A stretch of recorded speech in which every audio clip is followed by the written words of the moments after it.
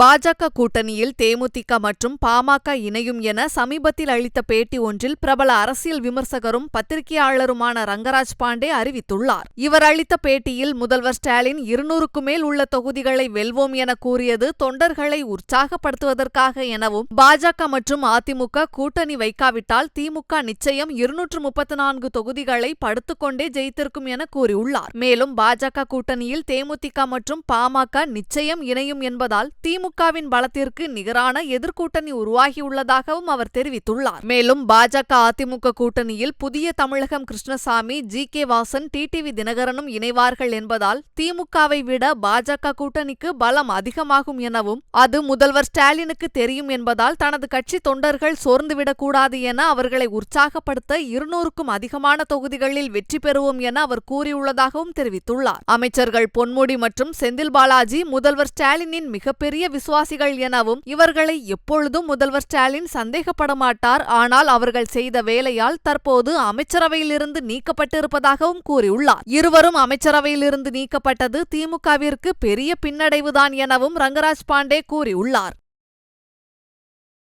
செய்திகளை உள்ளது உள்ளபடி தெரிந்து கொள்ள ரெஃப்ளெக்ட் நியூஸை சப்ஸ்கிரைப் பண்ணுங்க.